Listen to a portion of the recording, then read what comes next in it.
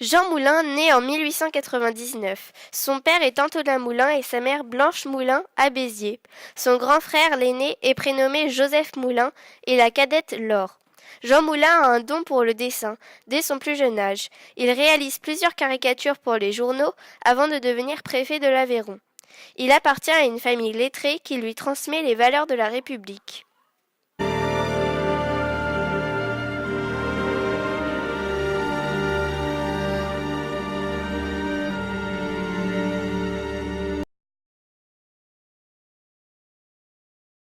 La France est occupée. La population a vécu l'effondrement du pays lors de la défaite de juin 40. À Chartres, le préfet Jean Moulin avait tenté de retenir les habitants qui se ruaient sur les routes de l'Exode. Rien n'y a fait. Ce fut la panique.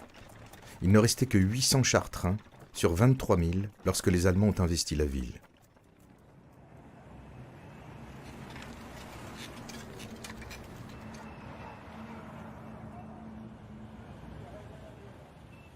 Jean Moulin a été brutalisé par les officiers allemands qui exigeaient de lui un parjure. Il a résisté tant qu'il pouvait, et au bout de ses souffrances physiques et morales, il a tenté de se suicider en se taillant la gorge. Le feldcommandant von Guttlingen, inquiet des répercussions, l'a confié au médecin. Jean Moulin portera toujours un foulard blanc qui couvre sa cicatrice. Le préfet Moulin sera révoqué par Philippe Pétain en novembre. Mais avant de quitter Chartres, il se fait établir une fausse carte d'identité au nom de Joseph Mercier. Il prend ainsi le chemin de la résistance. Le 1 février 1939, il est nommé préfet d'Eure-et-Loir. En 1940, n'ayant pu être mobilisé et resté en poste à Chartres, malgré la désertion générale, il assura le ravitaillement des populations civiles. Le 17 juin 1940, les soldats allemands forcent Jean Moulin à signer un document qui accuse les tirailleurs sénégalais de torture des civils, en réalité victimes des bombardements allemands. Il refuse et est enfermé et frappé. Il souhaite donc se suicider en se tranchant la gorge avec un bout de verre pour ne pas signer le document, raison pour laquelle il portera toujours une écharpe.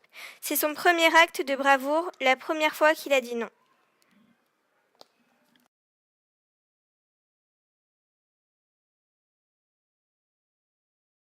Et vous êtes qui? Je compte aller à Londres pour présenter un tableau des mouvements de résistance actifs sur le territoire national. Mon but, c'est d'en revenir avec des armes et des fonds. Nous en avons bien besoin. Je vois pas très bien à quoi ça va vous servir de mettre votre carte d'identité dans votre réveil. Pour prouver que je ne suis pas Joseph Mercier, mais Jean Moulin, ancien préfet. Et comment 18 juin 1940, le général de Gaulle a fait un appel à résister depuis Londres par la BBC.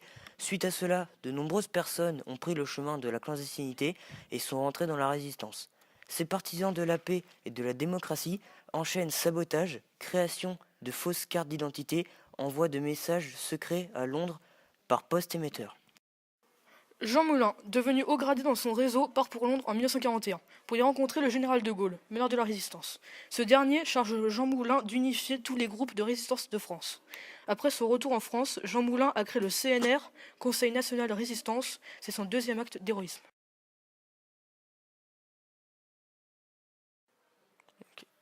Le jour de son arrestation, le 21 juin 1943, Jean Moulin et deux autres résistants se rendaient chez le docteur Dugoujon. Peu de temps après, Klaus Barbie et les soldats de la Gestapo débarquent et arrêtent tout le monde. Klaus Barbie, tyran de la police allemande, torture Jean Moulin pour qu'il dénonce les membres et les activités de la résistance.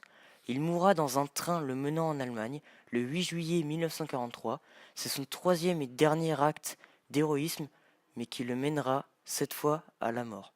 Un médecin, le docteur Dugoujon, ausculte ses patients dans ce cabinet. À 14h30, Jean Moulin et Raymond Aubrac arrivent. Ils ont une demi-heure de retard sur l'horaire prévu. Nous nous trouvons dans le cabinet du docteur Dugoujon, donc plus précisément dans cette pièce, dans la salle d'attente, où la bonne du docteur, Marguerite, qui leur a ouvert, les a installés, donc Jean Moulin, le colonel Schwarzfeld et Raymond Aubrac, dans la salle d'attente, puisqu'elle les a pris pour des patients, puisqu'ils sont arrivés et ont oublié de dire le code qui devait être « Je viens de la part d'André Lassagne » ou « Je suis un ami d'André Lassagne ». Après quelques minutes à peine, la Gestapo, Klaus Barbie en tête, arrête toutes les personnes présentes. Mais qui a trahi? Qui est Max?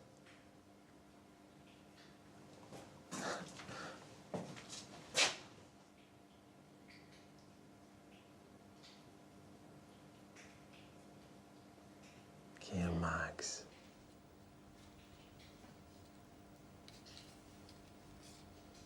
Max!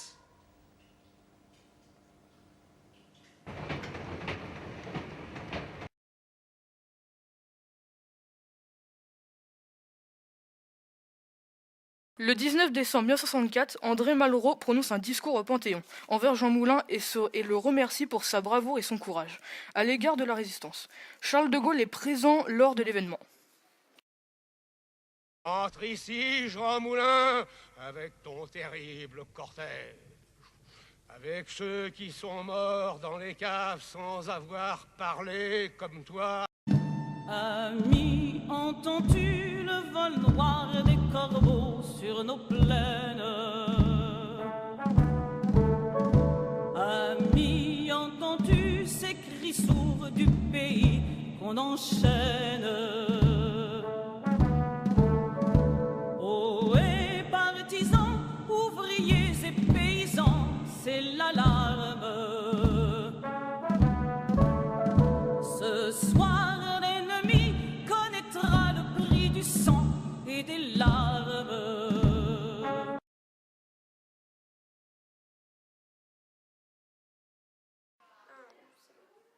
Nous sommes fiers de savoir que ce grand homme a été familier à la vie et à la terre de notre département.